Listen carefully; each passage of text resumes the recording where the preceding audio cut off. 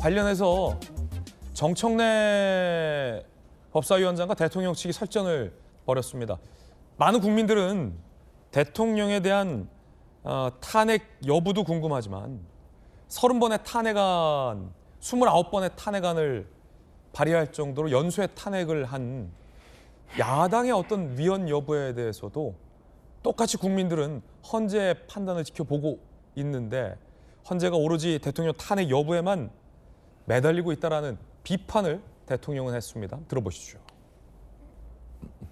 피청구인은 야당에 대한 경고성 그리고 짧은 계엄을 했다고 주장을 합니다. 국회를 범죄자 집단의 소굴이라고 표현했고 국민의 자유와 행복을 약탈하고 있는 폐악질을 일삼는 파렴치한 종북 반국가 세력을 일거에 척결하고자 계엄을 선포한다고 했습니다. 그러면서 줄탄핵, 예산 폭거, 특검 이런 것을 예를 드는데요. 이 탄핵과 예산과 특검은 엄연한 대한민국 국가에서 헌법적으로 법률적으로 보장하고 있는 국회의 권한입니다. 줄탄핵, 예산, 입법의 폭거가 국회의 권한이라고 얘기를 하셨는데 비상계엄의 선포와 그에 따르는 후속 조치도 엄연히 헌법상 대통령의 권한이라는 점을 말씀드립니다. 제가 취임하기 전부터도 민주당과 야권에서는 선제 탄핵을 주장하면서 제가 이 계엄을 선포하기 전까지 무려 178회를 퇴진과 탄핵 요구를 했고요.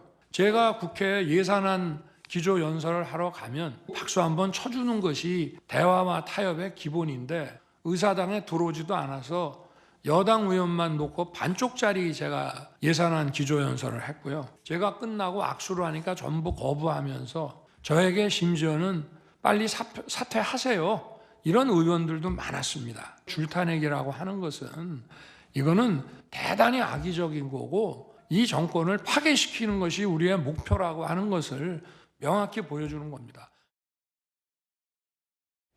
자, 다시 전주현 의원님. 그러니까 지금 대통령이 이야기하신 거는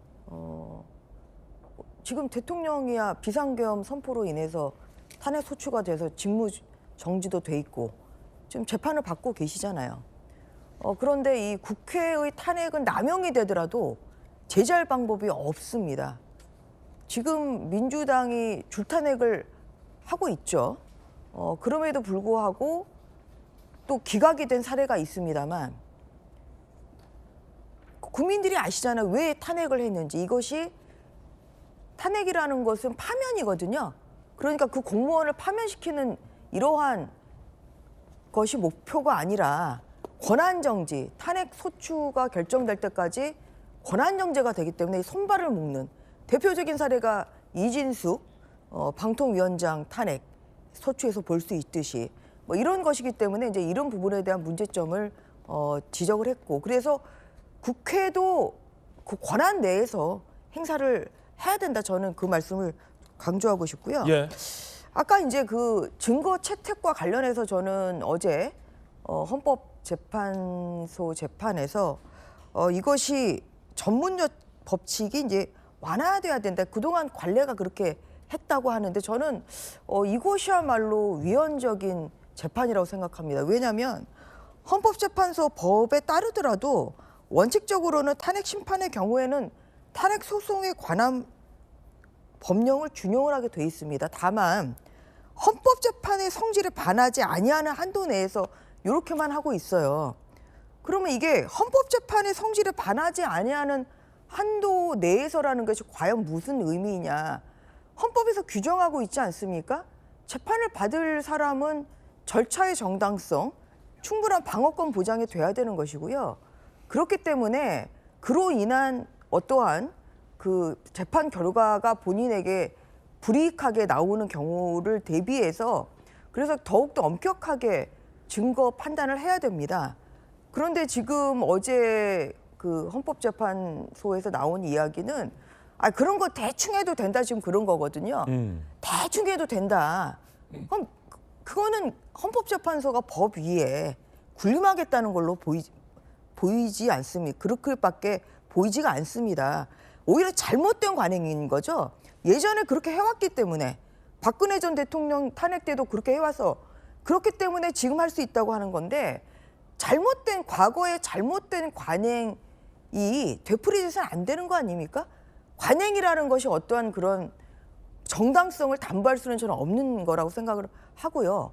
그런 면에서 지금 이루어지는 이 윤석열 대통령에 대한 탄핵, 특히 파면을 할 것이냐 말 것이냐, 이것은 대한민국의 대한민국의 현상에 굉장히 큰 영향이 있지 않습니까? 예. 이런 것이기 때문에 더욱더 엄격한 형사소송법을 준용을 해서 형사소송법에 따라서 저는 증거 채택을 당연히 해야 된다고 생각합니다. 이런 면에서 전문 법칙을 완화하겠다. 특히 나오지 않은 그 증인의 그런 진술 조서를 채택을 하면서도 뭐 거기에서 나온 이야기를 100% 증거로 삼는다고 하면 이것이야말로 헌법재판소의 결정에 국민들이 승복하지 못하는 결과로 이어질 수밖에 없다는 저는 그러한 점을 강조하고 싶습니다. 예, 이제 여론이 굉장히 중요할 텐데요. 헌재가 탄핵 심리를 서두르고 있다. 그것이 인용일지 기각일지는 아직 알 수 없습니다만 이 판단 이후에 국민들이 수용을 하느냐 아니면 둘로 나눠져 극심한 갈등을 빚느냐도 헌재 하기에 달렸다라는 비판이 많습니다. 어떻게 절차적 정당성을 갖춰가느냐도 중요한 이슈일 텐데요.